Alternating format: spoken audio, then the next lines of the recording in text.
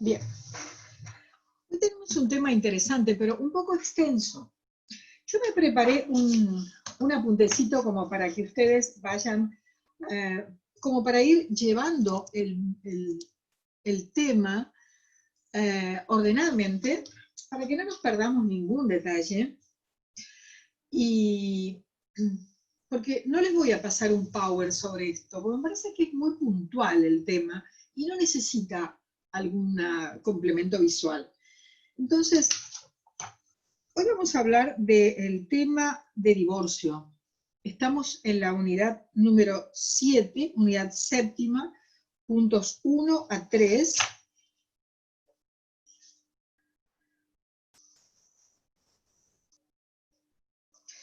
Puntos 1 a 3. Bueno,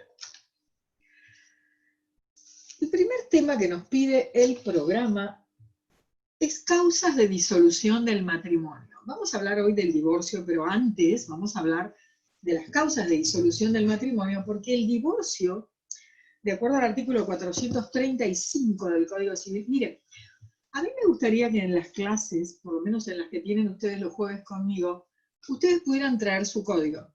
Entonces trabajamos juntos en la lectura, trabajamos juntos en la concordancia del código, para que a ustedes les resulte también después más fácil de manejar esto. Porque este es el instrumento y la herramienta más importante que nosotros tenemos y que ustedes van a tener durante toda su profesión. Los abogados usamos las leyes y debemos manejar las leyes a la perfección. Así que traigan ustedes su código y nos podemos hacer preguntas y también podemos charlar y hablar un poco, pero sobre todo compartimos el texto y vamos trabajando juntos para que ustedes tengan así un poco de agilidad con este asunto. Artículo 435 es el que habla de las causas de disolución del matrimonio. Y el matrimonio tiene 3 causas de disolución. La primera es la muerte. ¿La muerte de quién? ¿De uno de los cónyuges o de ambos cónyuges? La segunda es la sentencia, una sentencia firme, es decir, la sentencia que ha pasado en autoridad de cosa juzgada, ¿sobre qué? Ausencia con presunción de fallecimiento. Y la tercera causa es esto sobre lo que nos vamos a explayar y a desarrollar esta tarde, que es el divorcio. Entonces vuelvo a repetir.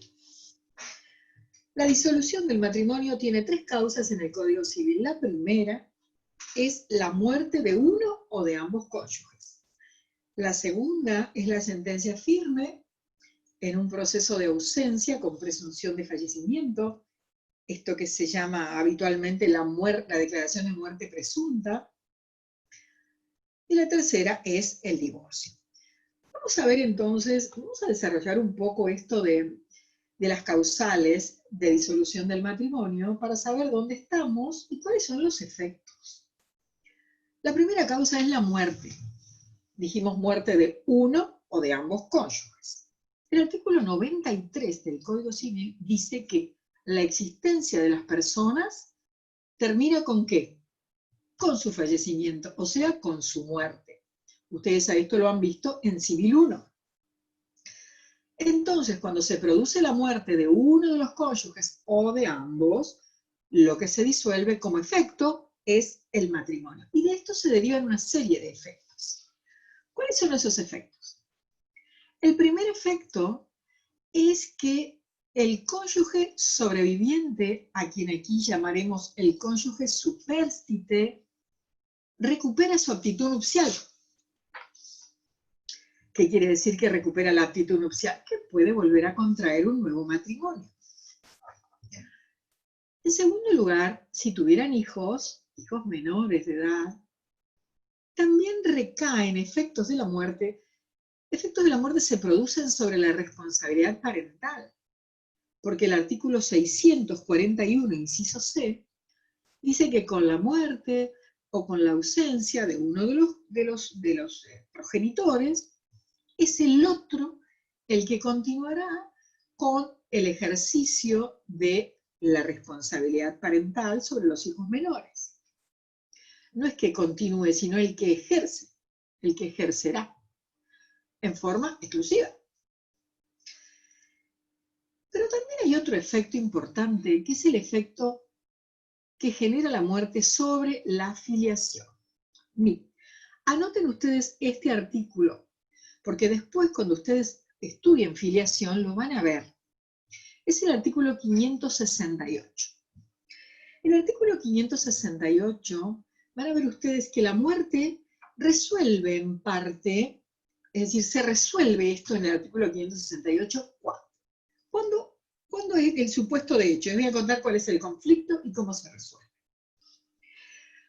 Cuando una mujer que va a dar a luz un hijo o que ha dado a luz un hijo ha tenido matrimonios sucesivos y se trata de establecer de quién es hijo o con quién tiene vínculo filial el hijo, entonces nosotros tenemos esta forma de presumir el vínculo filial del hijo con el primer cónyuge o con el último cónyuge. ¿Por qué? Porque la mujer ha celebrado el matrimonio de manera muy rápida. Entonces, cuando se produce la muerte, tenemos un elemento para determinar. A ver, el hijo nacido dentro de los 300 días de la disolución por muerte, en este caso, del matrimonio, pero dentro de los 180 días de la celebración del segundo, tiene vínculo filial, ¿con quién? Con el primer cónyuge.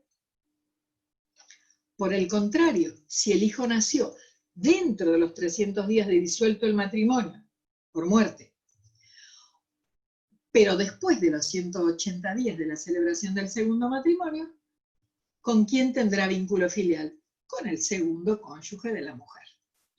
Entonces, este es un efecto que provoca la muerte, que permite determinar perfectamente a los fines de establecer la presunción de filiación, y en este caso hablamos de una filiación matrimonial. Hay otro efecto que tiene que ver también, la muerte, con el régimen patrimonial del matrimonio. ¿Se acuerdan que la clase pasada hablamos de eso? Bueno, hoy decimos que de acuerdo al artículo 475, inciso A, ya lo estoy leyendo, tengo acá, vean ustedes, el 475, inciso A, dice, extinción de la comunidad, estamos hablando del régimen de comunidad. Dice, la comunidad se extingue por A, la muerte comprobada o presunta de uno de los cónyuges. Y también usen el artículo 498, porque tiene que ver con esto. Hay una referencia y dice que cuando uno de los cónyuges muere, y hay bienes gananciales, estamos hablando siempre del régimen de comunidad, los herederos tomarán su parte sobre la mitad de los bienes gananciales. ¿Por qué? Porque el 50% le corresponde al cónyuge sobreviviente o supérstite y sobre el otro 50% van a heredar los hijos descendientes. Y también el artículo 507, que habla de el régimen de separación de bienes, que es el segundo régimen patrimonial del matrimonio, que ustedes ya lo vieron, y dice que el régimen de separación de bienes cesa por disolución del matrimonio. ¿Cómo se disuelve el matrimonio? En este caso, cesa por la muerte. Pero también quiero hacer una salvedad, porque hay algunos derechos que se conservan luego de la disolución del matrimonio. Uno de ellos es el nombre. Por ejemplo, la mujer viuda puede continuar usando el apellido de su cónyuge fallecido, de acuerdo al artículo 67. Pero también van a ver ustedes que en el artículo 27, el cónyuge menor de edad que se emancipó por matrimonio mantiene esa emancipación, a pesar del fallecimiento del otro. También los efectos del parentesco por afinidad se mantienen y también se van a mantener estos impedimentos. Yo no sé si ustedes ya vieron impedimentos matrimoniales. Bueno, estos son los impedimentos del artículo 403, impedimentos dirimentes, también se mantienen a pesar del fallecimiento de uno de los cónyuges. Y por ejemplo, ¿lo vieron a impedimentos matrimoniales? ¿Todavía no? Sí. ¿Sí? ¿Ya lo vieron? Bueno. A ver un ejemplo, el parentesco, en línea recta, en todos los grados. Por ejemplo, a ver, ¿qué otro más? Parentesco entre hermanos, hermanos unilaterales, es decir, de una sola línea, materna o paterna, hermanos bilaterales, de hijos del mismo padre y la misma madre. No importa cuál sea el origen del vínculo, dice la ley. Partícipe, autor o coautor de un delito doloso contra la otra persona. Bueno, bien, o sea que están bien filosos en el tema. Pero también hay derechos que nacen, estamos hablando, miren, a ver, para que no se pierdan, estamos diciendo que el matrimonio tiene distintas causas de disolución. Una de ellas es la muerte, de uno o de ambos esposos. Y ahora estamos viendo cuáles son los efectos de la muerte. Vimos los efectos de la muerte sobre la filiación, vimos los efectos de la muerte sobre la aptitud nupcial, vimos que hay algunos derechos que se mantienen, que se conservan, y ahora vamos a ver que hay algunos derechos que nacen luego de la muerte. Por ejemplo, para el cónyuge supérstite, él tendrá, o ella, cónyuge, varón, mujer. ¿Qué es lo que va a tener? Vocación hereditaria. ¿Qué es la vocación hereditaria? La vocación hereditaria es el llamamiento que hace la ley para recibir por transmisión mortis causa. En este caso la ley porque deriva del matrimonio. La ley le adjudica, le asigna al cónyuge supérstite una legítima, es decir, una porción de la herencia del causante de la que no puede ser privado. Entonces, nace su vocación hereditaria con la muerte, con el fallecimiento del otro cónyuge. También nace su derecho a recibir una pensión. Anoten el número de la ley, artículo 53, ley 24.241. También este cónyuge supérstite podrá ser alcanzado por alguna de las causales de exclusión hereditaria conyugal que establece la ley. A eso lo vamos a ver en sucesiones dentro de poquitas clases. Pero también la ley le da derecho a decidir cuál es la forma de exhumar el cadáver de su esposo fallecido o de su esposa fallecida. Y también tiene derecho a iniciar una acción en caso que se hubiera cometido contra el causante fallecido el delito de calumnias o el delito de injurias, y esto para lograr, por supuesto, una indemnización. Bueno, hasta ahí llegamos con esto. Ahora vamos a ver qué efectos produce la sentencia firme de ausencia con presunción de fallecimiento. Al declararse la muerte presunta, podemos decir que los efectos son similares. Y ahora entonces vamos a pasar a los efectos que produce el divorcio, y así entramos en nuestro tema del día de hoy. También nuestro tema del día de hoy es causas de disolución del matrimonio. Por eso les digo cuidado, porque este tema siempre, siempre, siempre va a estar en los exámenes que ustedes rindan al final de la materia. Vamos a hablar del divorcio entonces. ¿Qué es el divorcio? El divorcio como causal de disolución del matrimonio. Artículo 435, otra vez, inciso C. Lo voy a leer para que ustedes lo recuerden.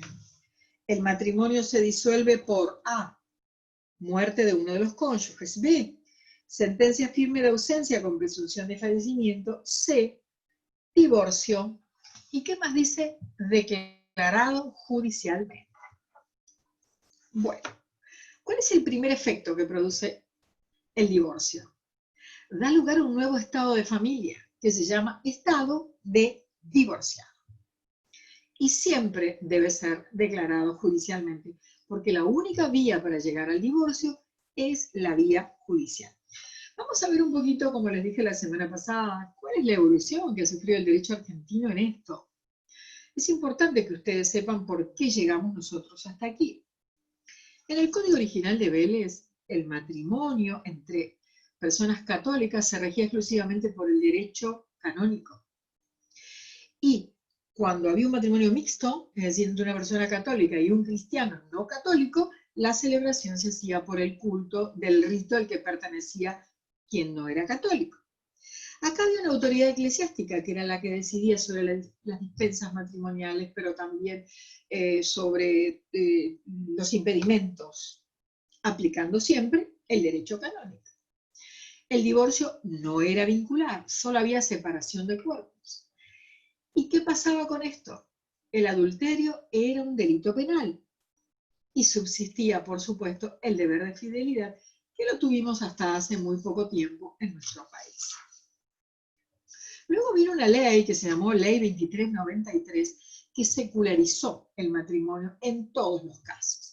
Ya no se hablaba más de nada religioso, ni católicos, ni no católicos, pero el vínculo conyugal seguía siendo indisoluble. Luego vino una ley llamada Ley Ómnibus, que a lo mejor ustedes la vieron, es la 14394. Hoy todas esas leyes están derogadas. Estableció la separación personal, luego de un año de sentencia, y saben que se podía convertir esto en divorcio vincular. Esto fue una ley de la época de Perón. Y en realidad duró muy poquito tiempo, 8 meses. Muchas personas lograron el divorcio vincular de esta manera, pero fue tan breve, enseguida quedó derogado esto y entonces ya no hubo más posibilidad y el vínculo siguió siendo indisoluble. Y la ley 23.515 de la época del presidente Alfonsín estableció la disolución del matrimonio por el divorcio en el artículo 213, inciso 3.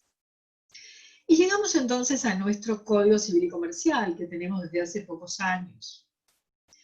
Voy a dar los caracteres esenciales de la institución del divorcio en el nuevo Código Civil y Comercial. Primero se enrola en esta idea del divorcio remedio. ¿Qué quiere decir del divorcio remedio? Bueno, esa diferencia del divorcio sanción. Ahora lo vamos a ver. Quiere decir en el divorcio remedio que no se están buscando culpables del distracto matrimonial. A veces las relaciones matrimoniales fracasan y la responsabilidad tendrá que ver con uno u otro y con ambos, pero estas cuestiones deben debatirse en el ámbito de la intimidad familiar. De ninguna manera, dice el Código Nuevo, tienen que trascender y hacerse públicas y visibilizarse en un proceso donde hay que estar probando causales que tienen que ver con atribución de culpas, con atribución de responsabilidad, buscando culpables. Esto era típico del Código Civil derogado. Entonces, ¿la idea cuál es?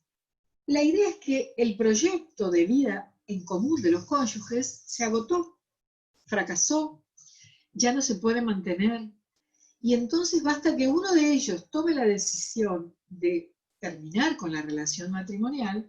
La ley hoy habilita que uno solo, por presentación unilateral, pueda demandar el divorcio. Ya el matrimonio no se transforma en una prisión, no se transforma en un lugar donde haya que mantenerse aunque las personas estén separadas o aunque las personas ya no tengan un proyecto familiar que cumplir en común. No se buscan culpables de la ruptura, no se atribuyen causales y menos causales subjetivas que tengan que ir a la prueba del dolo o de la culpa en la ruptura y en el distracto matrimonial. Entonces, al suprimirse todas esas cosas, nos quedamos con una cuestión casi objetiva, y es que el proyecto de vida de los cónyuges no puede seguir más adelante. Eso se llama divorcio remedio. Este es el concepto del divorcio remedio. Miren, en el Código Civil derogado, el concepto era exactamente lo contrario. El divorcio, la idea, estaba sobre el eje del divorcio sanción. Es decir, aquel que era considerado culpable, culpa o dolo, del adulterio como causal de divorcio, del abandono del hogar, de las injurias graves, entre otras causales, Entonces, cuando se probaba, ¿qué pasaba? Quedaba como culpable, recaían sobre una serie de efectos, pero hoy las cosas han cambiado y esto ya no es así. ¿Cuáles son las características entonces que tiene, en resumen, nuestro sistema actual? Primero, van a ver ustedes que en el artículo 436 no se puede renunciar al derecho a pedir el divorcio. Segundo, nuestro divorcio, como dije recién, es incausado. No se alegan causas que tengan que ver con la ruptura. Por lo tanto, el escrito de demanda también debe ser un escrito que tenga que ver con esto, donde vamos a hablar de que el proyecto de vida se ha agotado o ya no funciona más entre los esposos, sin entrar en detalles de lo que pasó y de lo que pasó hace 5 años, hace 3 días, nada. ¿La idea cuál es? La idea es pacificar el conflicto. Miren, yo tengo muchos años de profesión y la verdad es que he visto en mi vida muchas cosas. Y estuve durante muchos años ejerciendo la profesión también. Y también me ha tocado iniciar juicios de divorcio contradictorios. Yo les puedo asegurar que esto era una verdadera guerra. Era una guerra donde no se salvaba a nadie. Primero por el costo que significaba. Pero no solo el costo económico, porque los honorarios eran caros, siempre fueron una mano de obra cara. Los abogados son mano de obra especializada.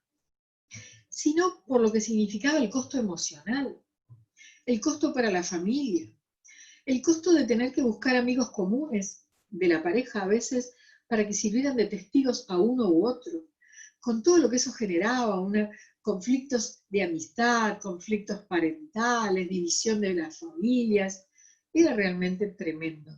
Había divorcios que tenían 20, 30 cuerpos y que duraban 20 años. Entonces, hoy eso ya no existe.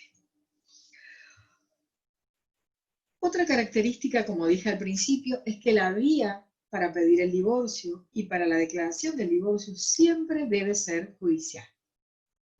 Otra característica, ya vamos a entrar en esos detalles, es que puede pedirlo uno solo de los cónyuges, en este caso la presentación será unilateral, pueden pedirlo los dos juntos y en este caso será una presentación conjunta. Pero lo importante es que este nuevo sistema respeta el proyecto de vida que tienen los esposos, que cuando se terminó... ¿Cómo? Hago una pregunta. ¿Sí? ¿Por qué el matrimonio se celebra en el registro civil y el divorcio se hace en los juzgados? Bueno, después que terminemos con esto vamos a charlar sobre ese tema. Bueno. ¿Por qué? Bueno, porque las reglas son así. El consentimiento se otorga ante el jefe del registro civil que está encargado de celebrar el matrimonio. Pero el distracto de este acto jurídico que da lugar a un nuevo estado de familia necesita declaración judicial. Son dos ámbitos totalmente diferentes. Ahora, había algunos proyectos para que también el divorcio pudiera hacerse en sede administrativa. Había algunos proyectos que no han dado resultado, pero sabe que en algún país, que no recuerdo en este momento cuál, uno o dos, en el que trabajamos una vez para una ponencia, se podía hacer esto. Trató de traerlo con algún proyecto en Argentina, no dio resultado. Bueno, Sí, pero después lo en podemos sede charlar. administrativa sale el matrimonio, ¿no es un cambio de estado de familia, en el estado de familia? Y se hace en sede También, administrativa. sí, por supuesto, pero se adquiere, no se sale de ahí. Lo que pasa es que el matrimonio no solamente es una comunidad de vida, es una comunidad de vida que genera un montón de efectos de todo tipo. Y entonces es necesario que haya control judicial también con respecto a esos efectos. Hoy vamos a hablar de eso, para que usted se dé cuenta de la importancia y de la necesidad que tiene de llevar esto al ámbito de la justicia. Bueno, otra característica que tiene nuestro régimen es que aquí no debemos esperar un plazo como antes. Antes había que esperar un plazo. El matrimonio debía cumplir 2 años, 1 año, para que se pudiera pedir. No, Aquí no hay que esperar nada, se puede hacer en forma rápida, después de la celebración del matrimonio se puede mandar el divorcio.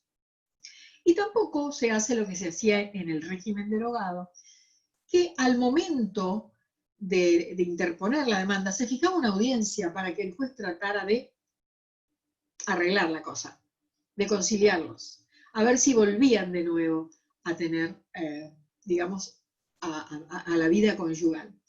Esto, saben que en algún caso puede haber dado resultado, no lo dudo, porque a lo mejor algunas personas no estaban muy convencidas, pero se daba el caso de que las parejas estaban cada una viviendo por su lado, con sus propios hijos, con dos familias diferentes. De pronto esta audiencia se desnaturalizaba totalmente, porque no era una audiencia de conciliación, sino era cumplir un requisito que no respondía a la naturaleza de la cuestión.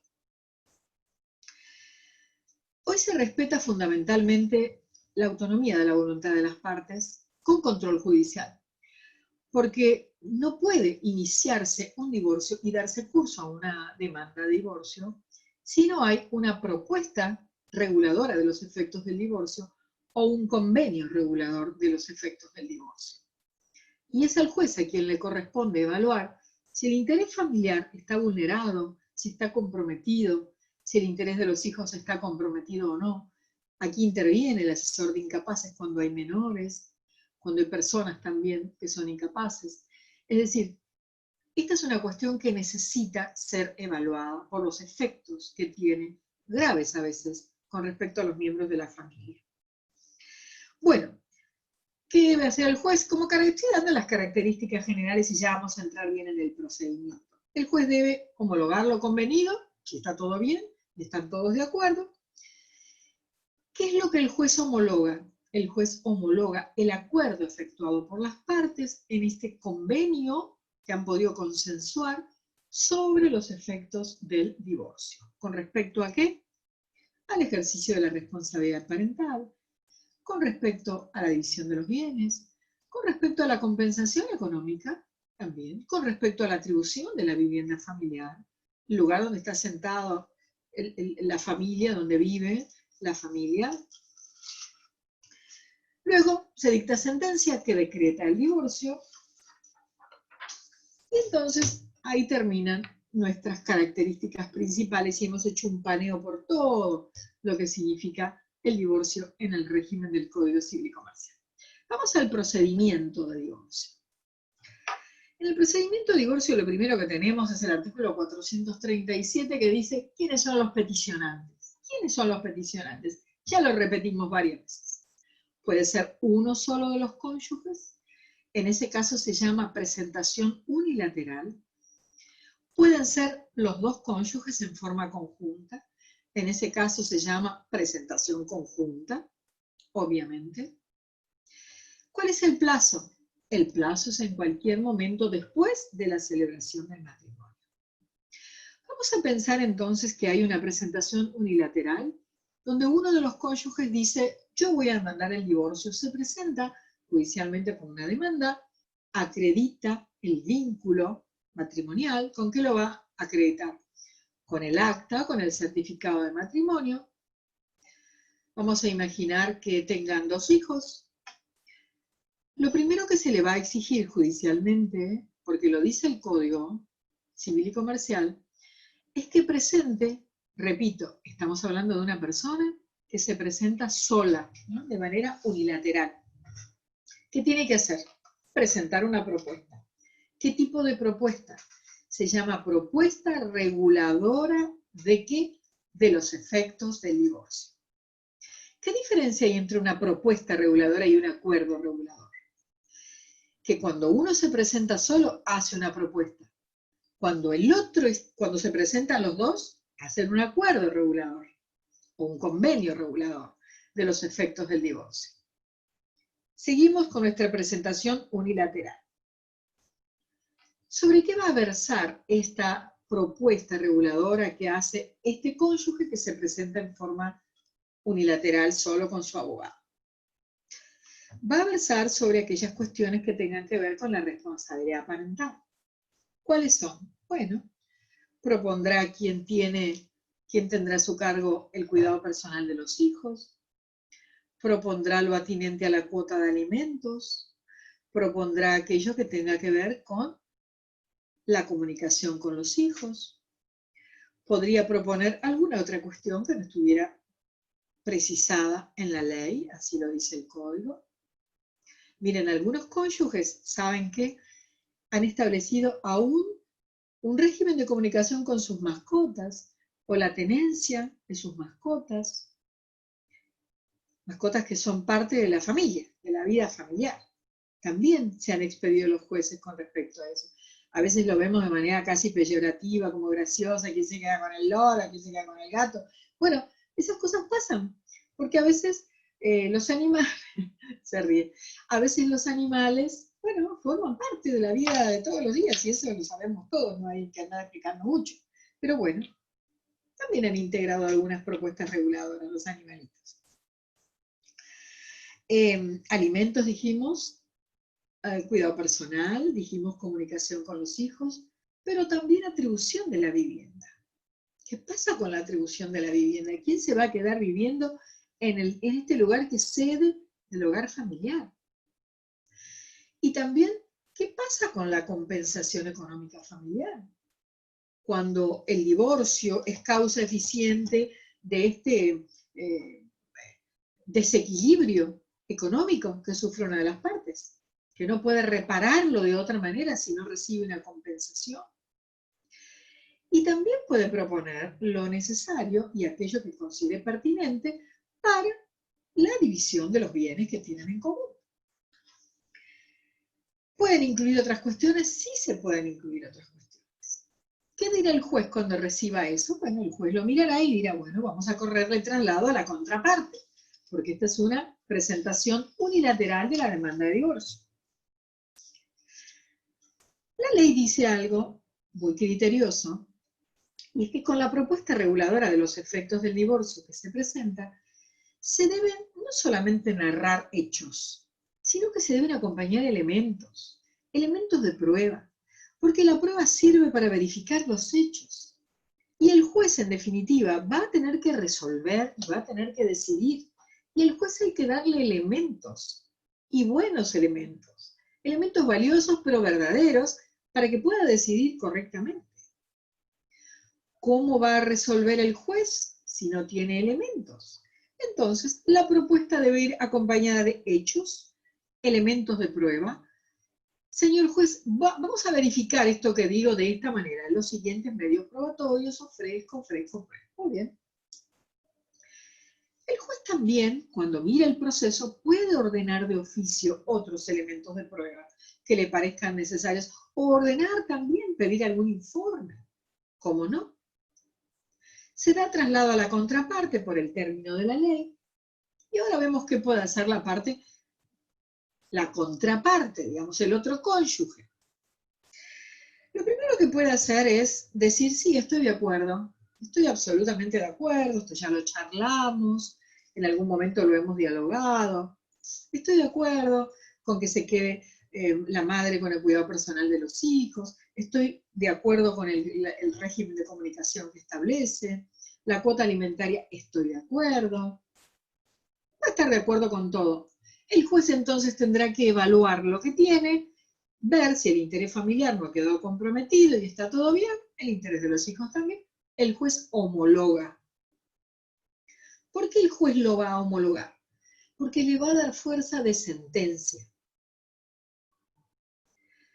Bueno, podría ser que aquel que se obliga, por ejemplo, con respecto a los bienes o con respecto a alguna prestación, sea obligado también judicialmente a ofrecer alguna garantía, alguna fianza, algo para asegurar el cumplimiento. Eso también puede ocurrir. Entonces, hasta ahora todo está bien, el demandado dice que sí, pero el demandado podría decir que no. El otro cónyuge podría decir, no estoy de acuerdo absolutamente para nada. Quiero exactamente lo contrario. Y entonces ofrece una propuesta reguladora que sería una contrapropuesta reguladora de los efectos del divorcio totalmente diferente. Y el juez tendrá que resolver. Cuando estos desacuerdos se producen, que de verdad son complejos a veces para resolver, bueno, el juez llamará a las partes a una audiencia, estudiará el caso, hablará con ellos y en la audiencia tratará de dialogar con ellos para ver qué posibilidades hay de llegar a un acuerdo. Si ellos insisten en sus desacuerdos, estarán obligados a iniciar una acción de fondo para resolver estas desavenencias. Eso es así, no hay vueltas. De todas maneras, si no se ponen de acuerdo sobre cuestiones, por ejemplo, con respecto a los bienes, la sentencia de divorcio se dictará igualmente, esa sentencia no se suspende y ellos se verán obligados a promover esta acción, por ejemplo, para determinar a lo mejor las diferencias en la evaluación de los bienes, cuestiones que a lo mejor son patrimoniales y que pueden esperar perfectamente. Bueno, vamos a seguir viendo qué pasa cuando ambos cónyuges se presentan conjuntamente. Presentarán su demanda y en la demanda el convenio o el acuerdo regulador de los efectos del divorcio. Porque ahora están de acuerdo, entonces hay consenso, habrá un acuerdo. Si se presenta uno solo, hará una propuesta. Si se presentan los dos, habrá un convenio regulador. Va a versar sobre los mismos temas, exactamente los mismos. Si se ponen de acuerdo, el juez lo homologa, y si están de acuerdo, por supuesto, se presentan los dos, no tienen ningún problema. A ver, una pareja, vamos a imaginar una pareja, eso ha tocado hace el año pasado, una pareja tenía más o menos 65, 67 años, ya sus hijos eran grandes, no tenían bienes en común, cada uno vivía separado y vivía en la casa de sus familiares, no tenían nada. Entonces, ¿cuál sería la propuesta reguladora? Bueno, el convenio regulador. El juez, nosotros, cuando nos separamos hace un montón de años, nos dividimos los bienes muebles que había. Lo que teníamos en común lo vendimos. Ahora no tenemos nada.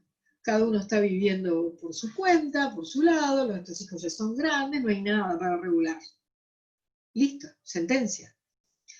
El problema se presenta generalmente cuando, por supuesto, puede haber conflicto cuando hay bienes y puede haber conflicto también cuando los cónyuges progenitores a la vez de sus hijos no se ponen de acuerdo sobre algunas cuestiones elementales que tienen que ver con el ejercicio de la responsabilidad parental, en materia de alimentos, de comunicación con los hijos o en materia de ejercicio, y estoy hablando concretamente del cuidado personal.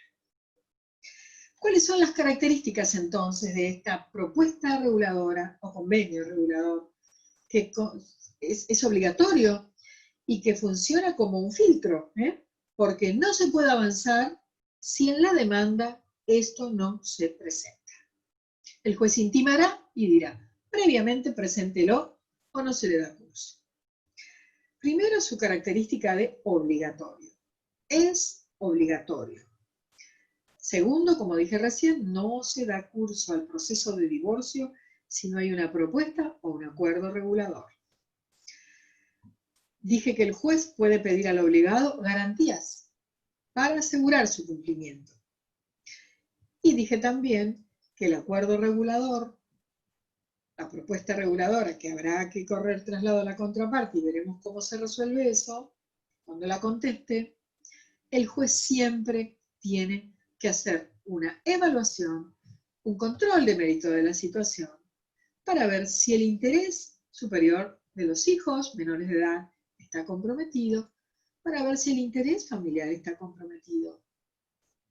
Y después, entonces, resolverá. ¿Cambiaron las circunstancias? Sí, cambiaron las circunstancias. Cuando se hizo la propuesta o cuando se hizo el acuerdo regulador, las cosas estaban de una manera. Ahora son absolutamente otras. ¿Se puede revisar? Sí se puede revisar. Lo dice la ley.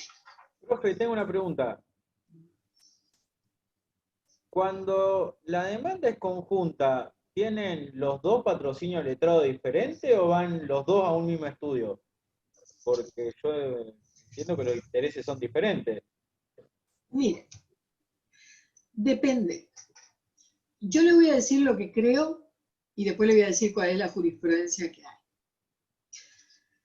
Cuando las partes tienen intereses encontrados, o sea, intereses en conflicto, necesita cada una su propio patrocinante. Pero en el caso que le conté recién, por ejemplo, una pareja de personas grandes, donde no hay bienes en común, donde los hijos ya son mayores, donde cada uno ha hecho su vida, ¿cuál sería el problema de que un solo abogado los patrocinara? ¿Cuál sería el interés en contrario? ¿Habría alguno? No, para mí no hay ninguno. Entonces, a mí me parece que esto es caso por caso. Yo no sentaría una regla general para todos, porque no todos los casos son iguales. Hemos tenido nosotros, yo soy defensora oficial, trabajo en una defensoría, estoy a cargo de la defensoría número 3 en el Poder Judicial, y nosotros hemos tenido casos de personas que solicitaron divorcio, que no tenían absolutamente bienes, y que a veces tenemos un convenio con el Colegio de Abogados en virtud del cual es el consultorio jurídico del Colegio de Abogados el que atiende a personas que no tienen recursos en casos de divorcio. Pero en algunos momentos esta lista ha sido tan extensa y tan larga en el tiempo por la cantidad de gente que hemos tomado algunos. No tenían bienes, parejas muy jóvenes, de chicos, de personas muy jóvenes que no tenían bienes, no tenían hijos. Lo que querían era divorciarse porque ya estaban formando nuevas parejas.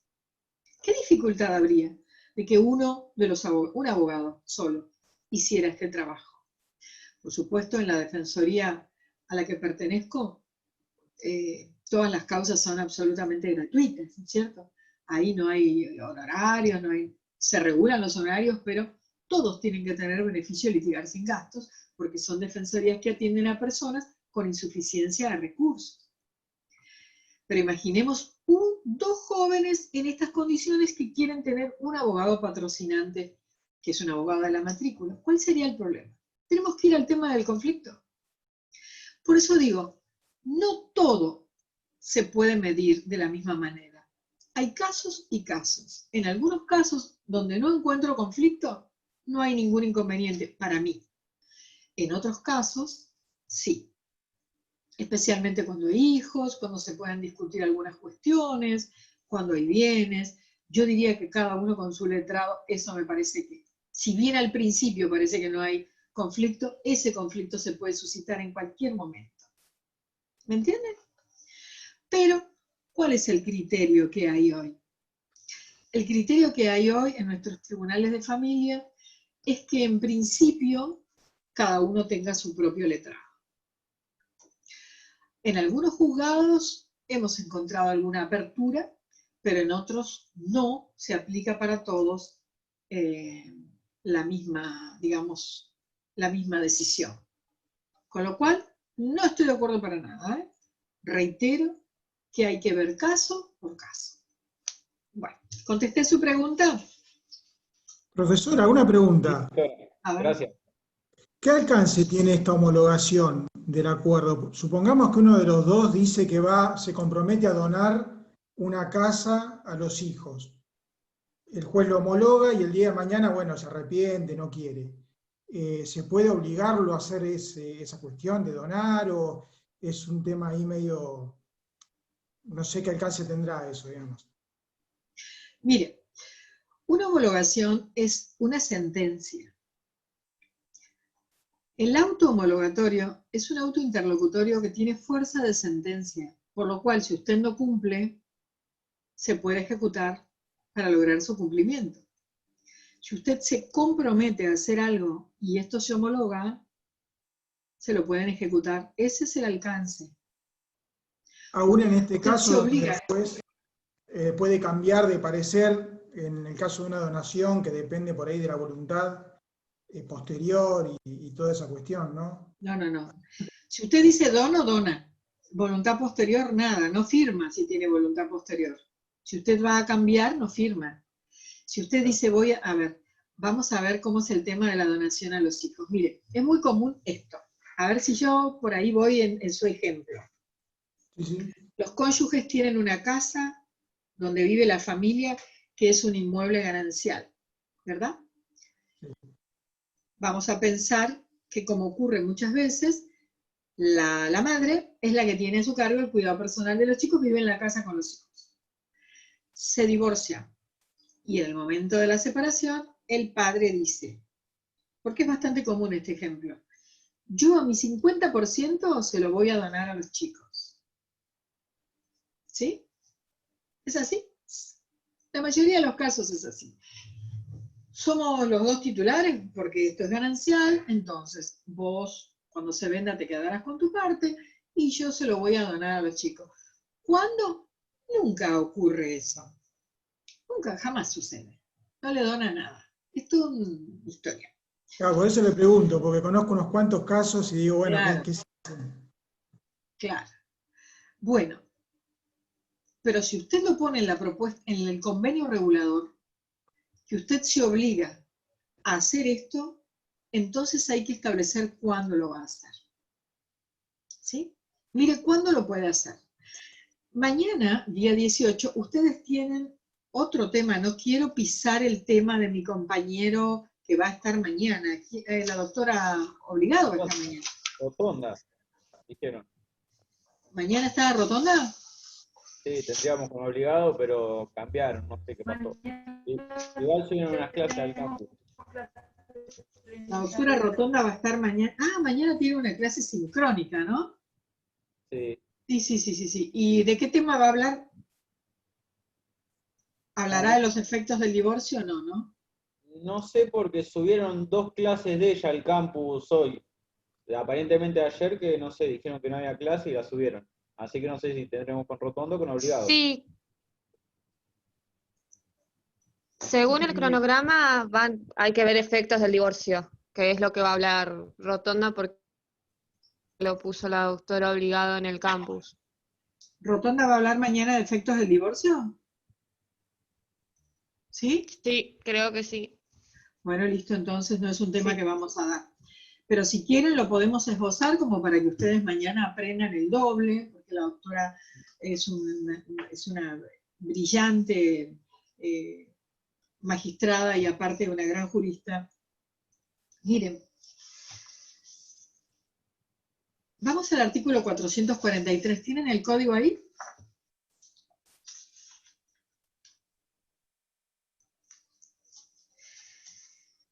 En el artículo 439, ustedes tienen los efectos del divorcio. Y lo primero que tienen ahí es el tema del convenio regulador. Por supuesto, habla exactamente de lo que hablamos hoy. Y también habla de la atribución de la vivienda familiar y de sus pautas en el artículo 443. Esto lo van a ver mañana con la doctora Rotonda seguramente más extensamente. Y uno de los efectos que tiene el divorcio justamente es esta posibilidad que tiene uno de los esposos de pedir la atribución, también el reintegro, de la vivienda familiar, sea el bien propio o sea el bien ganancial, sea propio de uno o no, pedir la atribución de la vivienda. Fíjense ustedes, y esto va contestando a lo que me decía acá el compañero Pablo Tenaglia, que estoy mirando su nombre. El juez va a determinar qué. Primero, si procede. Segundo, va a determinar el plazo. Y tercero, va a evaluar una serie de pautas. ¿Sí? Pero fíjense ustedes, ¿qué va a ver el juez? Bueno, esta persona a la que pide la atribución de la vivienda, ¿cuántos años tiene? Y en este momento tiene 55. Ajá. ¿Y cómo está de salud? Bueno, más o menos, tiene algunos problemas de salud. ¿Está con posibilidades dentro del mercado laboral de conseguir un nuevo trabajo rápido para sostenerse? No, hoy será difícil. ¿Y se ha capacitado de alguna manera? No, tampoco, porque siempre se dedicó a cuidar a los hijos y fue una madre excepcional, pero su esposo era odontólogo y entonces lo ayudaba, ella era secretaria, siempre fue su secretaria, le ordenó todas las cosas, nunca recibió nada, pero ella ocupaba su tiempo así. Ajá.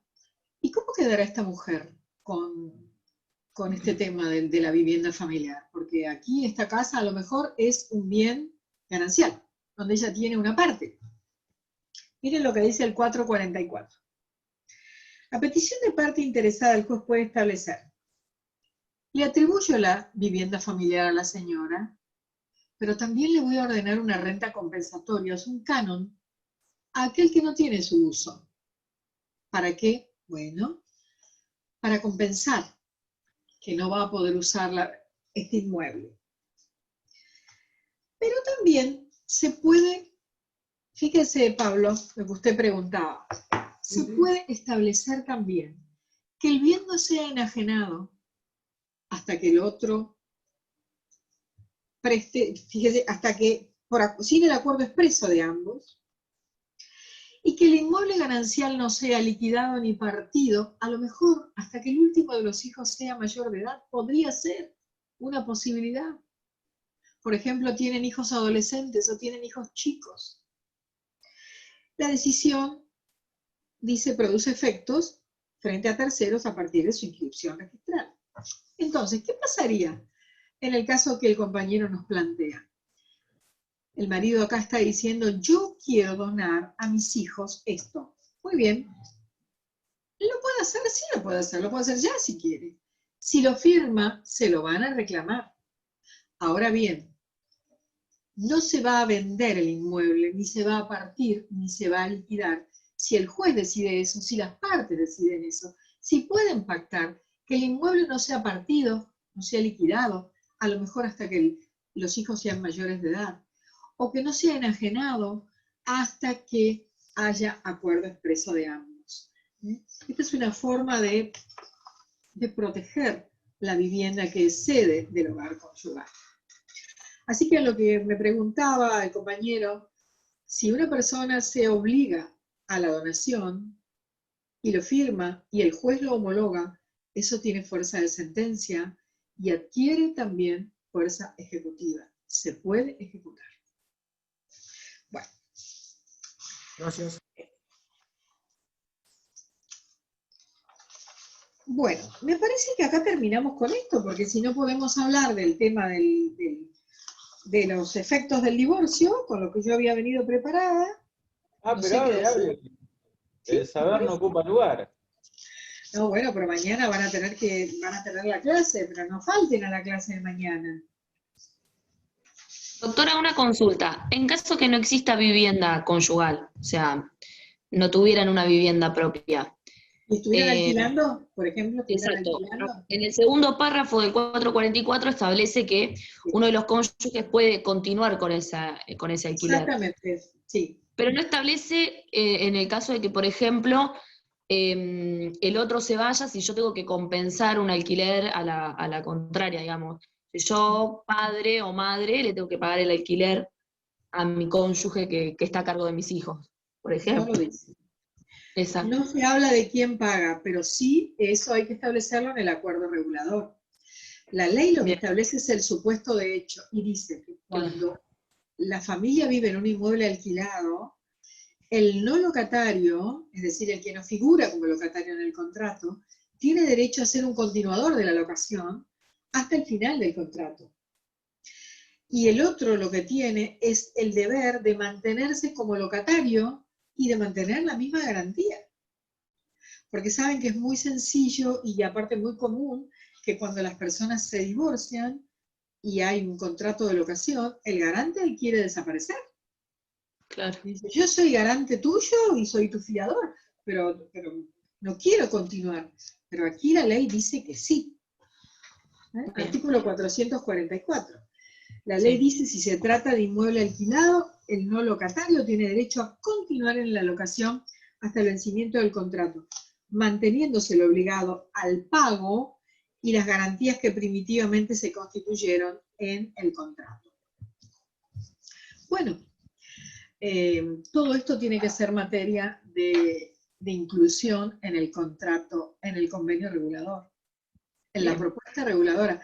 Por eso es que cuando se trabaja con el cliente de ustedes en el estudio jurídico que van a tener dentro de poco tiempo, cuando sean abogados, van a tener que sentarse con detenimiento y con paciencia para que no se les escape ningún detalle en la propuesta reguladora. Porque no es cuestión de decir, Sí, cuidado personal a la madre, alimento de tal. No, no, no, no. Hay que establecer detalles, porque a veces pasa esto que dice la compañera, de que no hay una...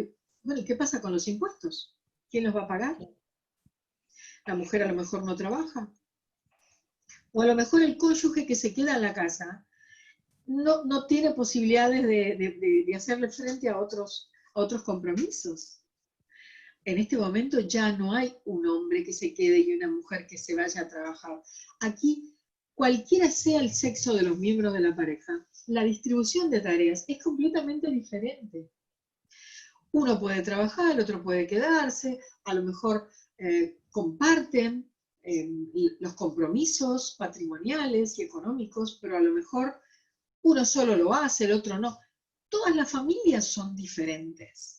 Todas las familias son diferentes, pero en el momento de evaluar la situación, el juez va a tener en cuenta una serie de pautas que son las del artículo 443, porque se puede solicitar la atribución de la vivienda, pero también se puede pedir el reintegro de la vivienda. Y el problema se presenta generalmente cuando se trata de una vivienda y de un inmueble que es propio de uno de los cónyuges, a lo mejor del que no se va a quedar allí. A veces esto puede dar lugar a un problema. Hay mucha jurisprudencia al respecto. Vamos al otro. No existe un plazo, perdón, de duración, ¿no? Para el uso de la vivienda. El juez lo tiene que establecer. Bien, pero no hay uno determinado, digamos, no puede exceder determinada cantidad de años. Depende, mire, depende.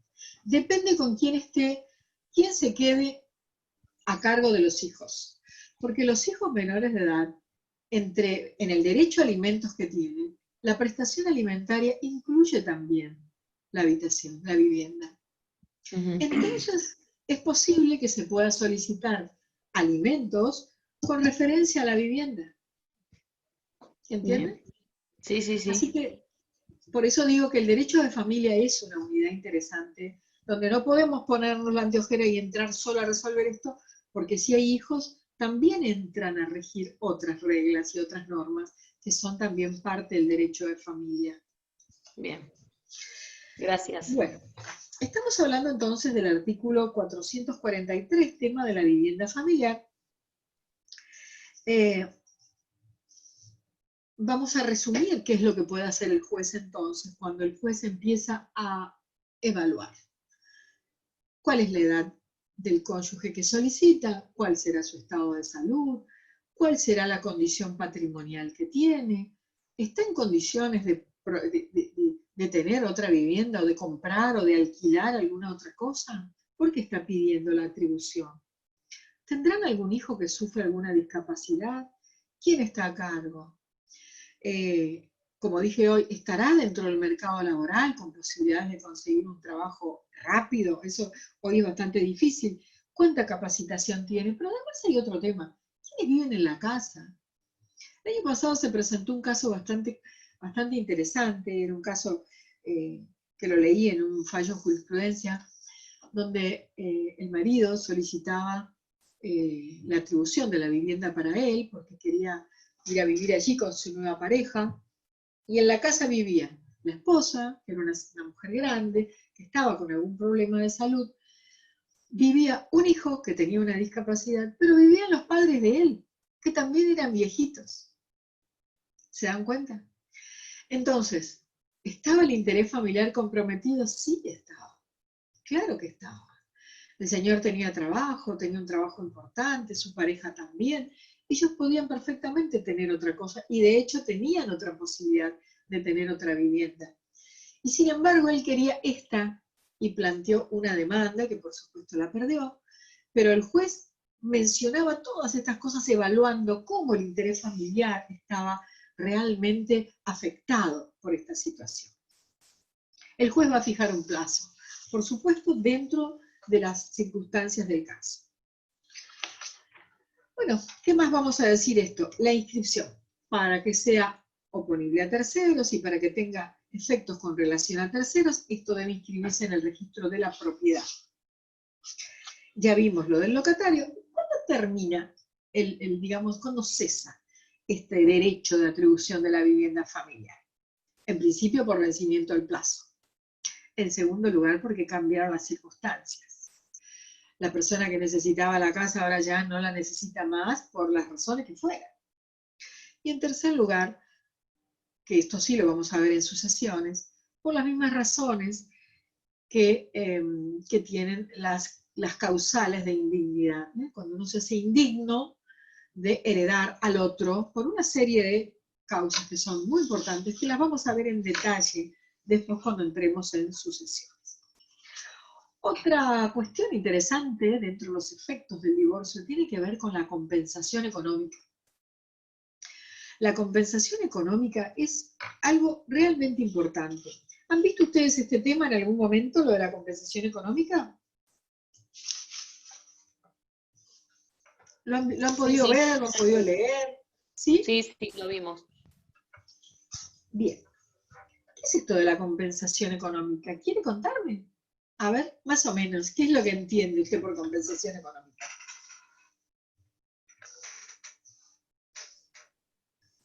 Dígame, cualquiera de ustedes. Miren, esta es una clase para charlar, para que nosotros podamos compartir, así que charlemos, hablemos de estas cosas. Se da cuando uno de los cónyuges les da como un sustento, le garantiza un sustento por una cuestión de un interés familiar a la otra parte. ¿Garantiza un yo entendí sustento como si que fueran alimentos?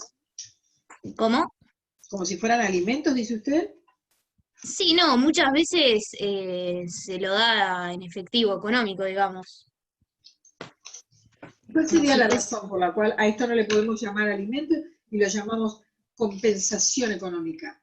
yo interpreté como que Porque en realidad se da cuando hay más una que todo cuando hay un desigualdad económica. desequilibrio en la división de matrimonial, digamos, cuando se disuelve. Entonces lo que intenta es equilibrar el patrimonio de ambos cónyuges. Porque se ha producido un desequilibrio. Claro, como que... Fíjense lo que dice el código. Vamos a la ley para Cuando, usar por exactamente las mismas ejemplo, palabras. uno de los... ¿Sí? A ver. Miren lo que dice el artículo 441. Vamos a usar las palabras de la ley para que ustedes vean cuál es el sentido. La base de esto, el fundamento de esto, tiene carácter asistencial. Pero dentro de lo axiológico, de los valores, el valor es la solidaridad familiar. Estamos hablando de dos personas que están por divorciarse. Fíjense. El cónyuge a quien el divorcio, subráyenlo, el divorcio produce un desequilibrio manifiesto que significa un empeoramiento de su situación y que tiene por causa adecuada el vínculo matrimonial y su ruptura, vuelvo de nuevo sobre lo mismo. Uno de los cónyuges ha sufrido un desequilibrio manifiesto que ha empeorado su situación patrimonial y que tiene su causa en el divorcio. Lo vuelvo a leer.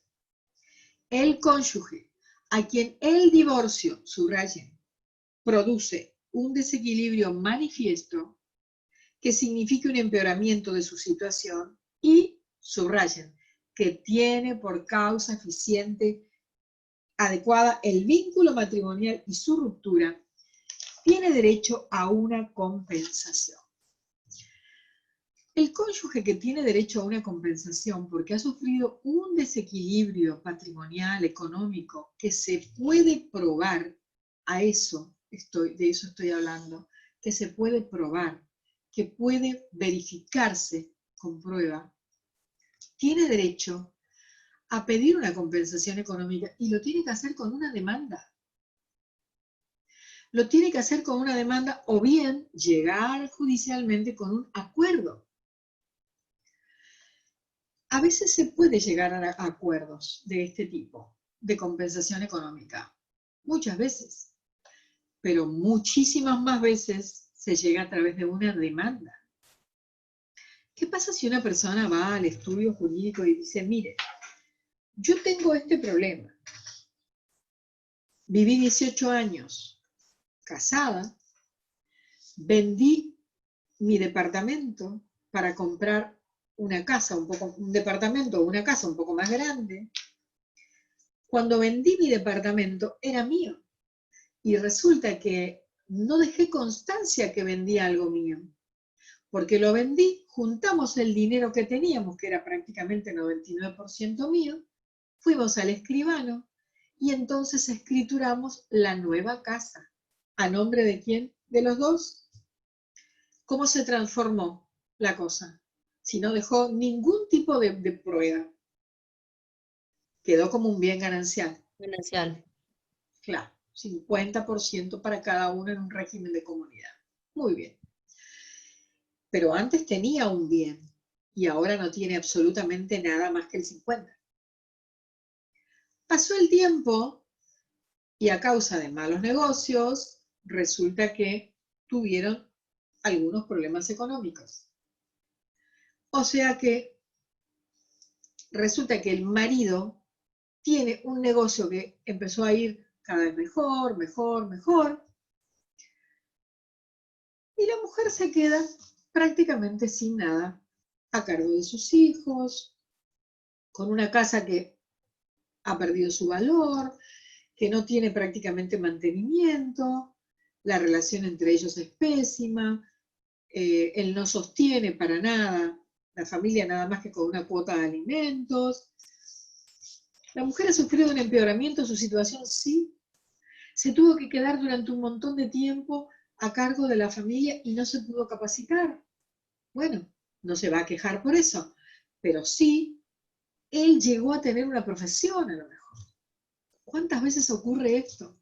Las mujeres solidarias acompañan en la evolución de una empresa que después resulta siendo una empresa importante de la familia y al momento de disfrutar se quedan atrás porque pasan muchas cosas en las relaciones matrimoniales.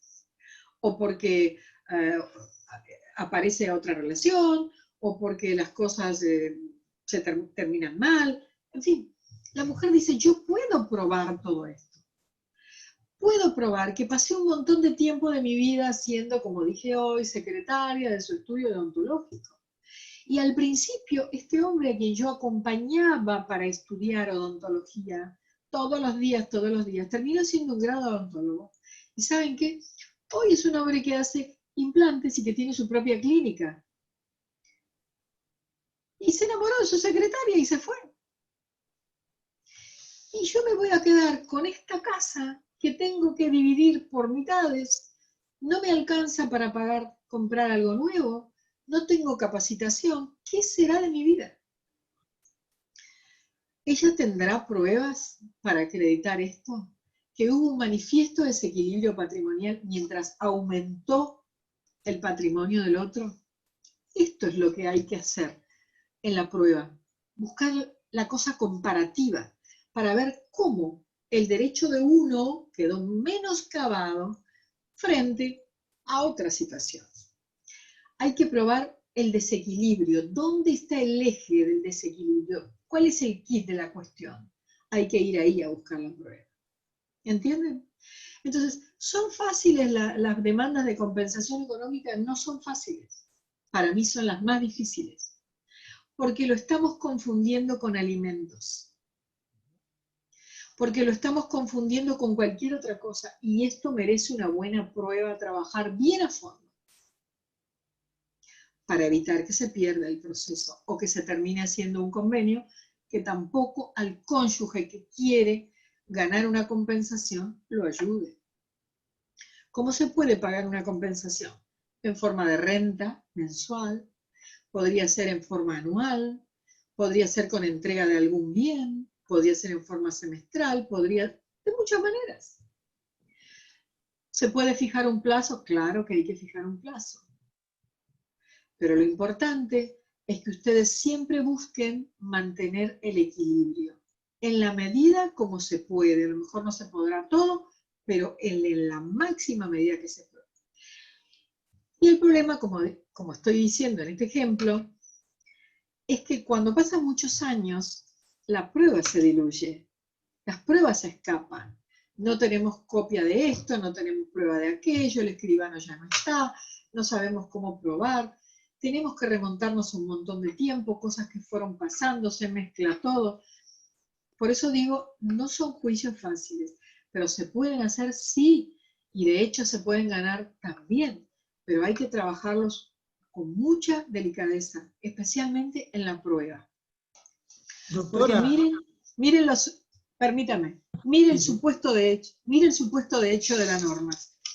Esto es lo que el juez va a tener en cuenta a la hora de fallar. Primero, el desequilibrio manifiesto, quiere decir comprobable, que tiene el cónyuge. Segundo, que ese desequilibrio le generó un empeoramiento de su situación. ¿Comparado con qué? Con la situación del otro. O sea que tenemos que tener parámetros y pruebas. Y tercero, tenemos que probar que la causa adecuada es el vínculo matrimonial y el divorcio. Porque el derecho está, claro, pero acá la cuestión es una cuestión de prueba.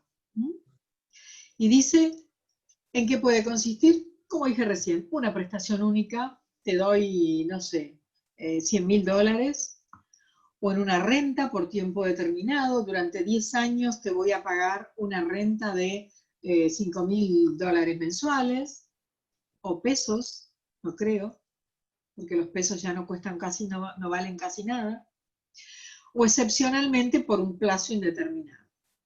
Se puede pagar con dinero, pero también se puede pagar, vean ustedes, con el usufructo de determinados bienes. Por ejemplo, la contraparte dice, yo tengo un local, entonces durante 5 años el alquiler que genere el local va a ir a pagar la compensación. Ese es el usufructo de determinados bienes. El alquiler es el usufructo de un bien. Y también cualquier otro modo que acuerden las partes o que el juez decida. Por eso digo que esto es importante, sí es importante, pero hay que aprender a trabajar bien la prueba y analizar bien el supuesto de hecho de la norma, porque ahí están los parámetros de la prueba que nosotros vamos a tener que trabajar para ganar un proceso así. Sí, dígame. Esa compensación que se arregló en su momento, después a los años, ¿puede revisarse en estos casos que charlamos, cuando ya el dinero por ahí, bueno, con inflación y demás, ya quedó corta por ahí? No sé, ¿se puede revisar?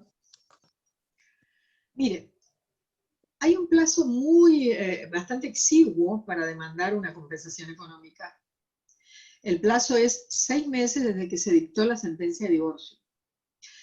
Lo que pasa es que acá, si tenemos un acuerdo, ese acuerdo tendrá que tener de entrada todas las pautas para no desvalorizarse.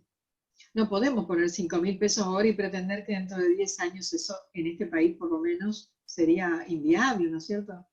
Habrá que ponerle una cláusula, alguna cláusula de estabilidad, algo. Si se puede, bueno, como todas las cuestiones patrimoniales, calculo que sí, pero lo que no se va a poder es mejorar, porque no se van a poder cambiar las pautas. ¿Me entiende? Sí. Porque si la ley tiene un plazo de caducidad tan exiguo, luego del cual usted pierde la acción, ese acuerdo tiene que tener, se debe haber desnaturalizado totalmente o en gran parte para, digamos, no cumplir su verdadera función, para que usted le diga, mire, señor juez, pasa esto, y entonces es obvio, por supuesto que sí, porque si hay un principio del derecho que tiene que ver con la equidad, ese es el que tiene que ver con la justicia. Así que habría posibilidades, pero no para modificarla, ¿me entienden? Sí, sí, perfecto, gracias. Sino para estabilizarla, sino para eso. Por eso digo que de entrada lo bueno es pensar en todos estos detalles,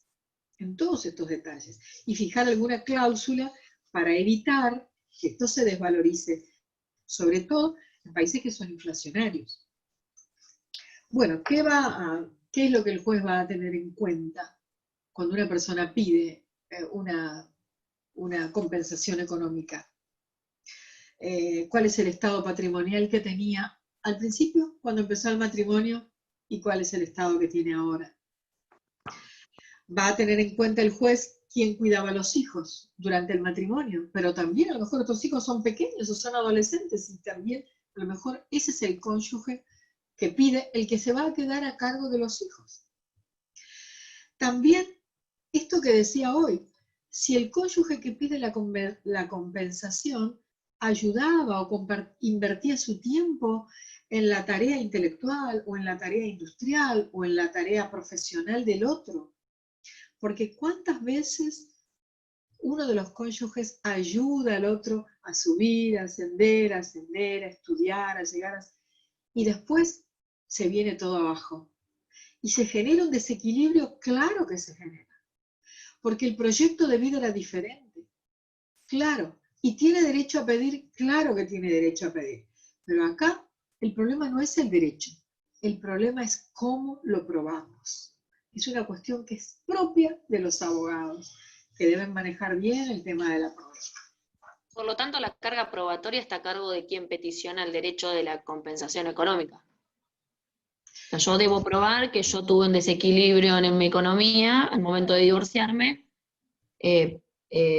para que esa compensación me la den, me la prueben, digamos. Mire, usted puede probar eso en principio, digamos, bajo el principio de que el que alega prueba, pero aplicando el sistema probatorio de las cargas dinámicas, usted podría probar la magnificencia que tiene a lo mejor la situación del otro y el empobrecimiento que usted ha sufrido durante todo este tiempo.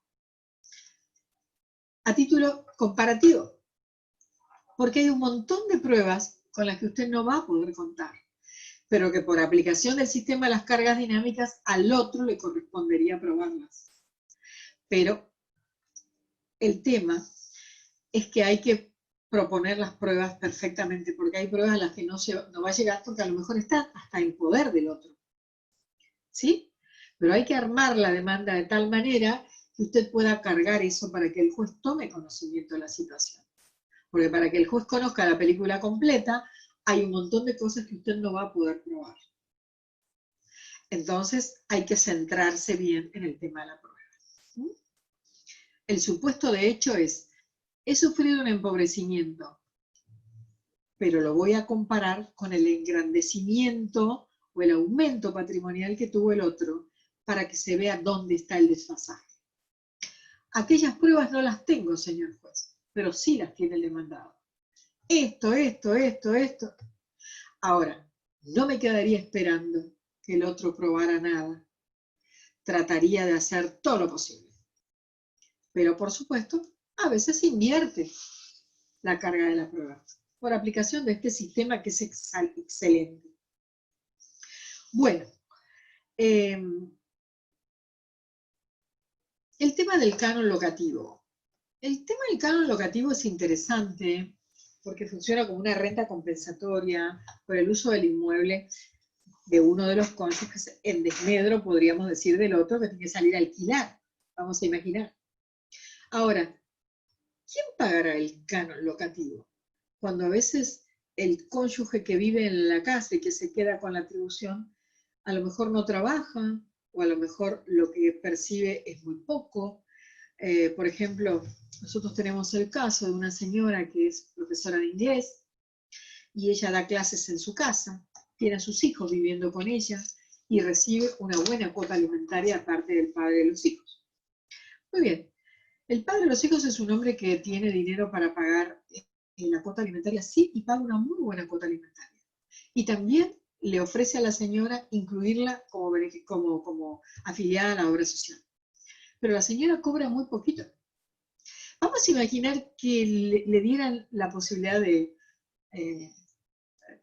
tuviera que pagar un canon locativo. ¿Cuánto es un canon locativo? ¿Es el valor de un alquiler? No, es menos que el valor de un alquiler. Pero de todas maneras, va a influir negativamente. Porque o lo va a sacar de la cuota alimentaria, o lo va a sacar de lo mínimo que está ganando. Entonces el juez también tiene que evaluar esto. El monto del canon locativo, pero también el tipo de vivienda de que se trata. Imagínense ustedes que pide la atribución de la vivienda familiar una persona con respecto a una casa que está en un country que tiene 9 habitaciones y 5 baños y un montón de hectáreas recreativas. ¿Y cuántas personas viven? Vive la señora con un niño de 3 años. ¿Cómo encuentran ustedes esto? Y su marido tiene que salir a alquilar porque no tiene ninguna posibilidad de... ¿Cómo sería? Bueno, también el juez tendrá que evaluar si esta es una situación que verdaderamente es equitativa, si hay justicia en el reclamo, si no hay algún abuso del derecho. Veremos cómo está la cosa. No es tarea fácil la de los jueces, ¿verdad? De poner las cosas en su lugar. Pero de todas maneras, la idea central es hacer justicia. La idea central es lograr el equilibrio. La idea central es que los derechos de ambos sean efectivos y satisfechos en la medida de lo posible. Que esta ruptura, este distracto matrimonial, no genere en uno de los esposos una manifiesta desventaja frente a la situación del otro. Esa es una tarea de los abogados y de los jueces que tienen que resolver. De los abogados que tienen que ir con demandas claras y con pruebas concluyentes. Y de los jueces que tienen que resolver poniendo todo. Pero siempre recuerden ustedes esto. Para que haya buenas sentencias, es necesario que los abogados hagan un aporte valioso a los procesos. Porque para los jueces no hay cosa mejor que tener abogados que trabajan a fondo, que trabajan conociendo el proceso y que trabajan bien todo lo que tiene que ver con la prueba. Porque cuando el juez se sienta a evaluar, ahora tiene todo. Pero cuando las demandas son tan ineficientes y cuando no hay prueba y cuando las partes no han hecho nada de lo que tenían que hacer, entonces tenemos problemas. Así que los insto, mis queridos, para que sean los mejores abogados que tenga esta ciudad, para que ustedes trabajen realmente con pleno conocimiento. Primero, de esto, que es fundamental. A la mesita de luz esto, todos los días, con la Constitución y el Código Procesal. Ahí la pilita, que nunca les falte el código. Cuando tengan una duda, vayan al código. Todo el tiempo, no dejen la ley nunca, porque de verdad es lo que ustedes van a tener que aplicar. Los jueces la van a aplicar, pero ustedes la van a aplicar en las demandas y también en la atención de sus clientes y también en el asesoramiento y también a la hora de buscar la prueba. Porque no se puede convencer a nadie sin prueba. Ningún juicio se gana sin prueba. Para convencer al juez se necesita prueba. Los derechos están, sí, todos están acá. Pero nosotros necesitamos trabajar a conciencia. Los tiempos que corren no son tiempos fáciles, pero ¿saben una cosa? Depende de cada uno de la responsabilidad que ustedes tengan. Yo estoy segura que ustedes van a ser excelentes y que el día que tengan un divorcio, que va a ser uno de los primeros juicios que les va a llegar, seguramente lo van a trabajar a fondo, porque vale la pena trabajar como operador del derecho para lograr la justicia. Puedo asegurarles que sí. El 4 de octubre voy a cumplir 40 años desde que me recibí. Y de verdad, siempre digo que si tuviera que volver a empezar, volvería a estudiar abogacía otra vez. Porque es la carrera más linda de todas. Y esta es la mejor profesión que he encontrado para vivir. Así que les transmito mis ganas y les transmito que vale la pena. Vale la pena. Y este país necesita buenos abogados que trabajen y que conozcan la ley a fondo. Pero miren, no todo es ley. No todo es ley. No todo se reduce en la norma. Está el conocimiento de la realidad de los hechos. Estos hechos que le interesan al derecho. Acá en el medio tenemos una dimensión normativa, que es la dimensión de la norma, que capta esta realidad de los hechos. Y acá lo que nunca tienen que dejar de ver es son los valores que nuestra sociedad construye para que la norma tenga sentido y para que pueda captar la realidad de la mejor manera. Porque si no podemos mirar la realidad de los hechos, la dimensión normativa y la dimensión axiológica, siempre vamos a tocar el piano con una sola mano. Y la melodía va a ser incompleta, sin ninguna duda. Así que los animo. Esta visión tridimensional del mundo jurídico es la que a mí más respuestas me ha dado desde hace muchos años. No olvidarme de las tres cosas, no poner todo en la norma, no, porque esa es una mirada unidimensional, pero sí conocer la ley, y los hechos, y los valores. Y entonces allá vamos, con una cabeza completa para ver el mundo jurídico en su totalidad. Bueno, me parece que son las 19:59 para mí. Se terminó el día. Éxitos mañana en el encuentro con la doctora Rotonda, que sé que va a ser hermosísimo, porque es brillante y porque además es muy lindo escucharla. Y el jueves próximo nos vemos. Yo no me acuerdo cuál es el tema que tengo con ustedes, pero nos vamos a ver el jueves si Dios quiere. Los saludo. Hasta la semana que viene. Gracias, doctora. Hasta la semana que viene. Muchas gracias, doctora. Bueno.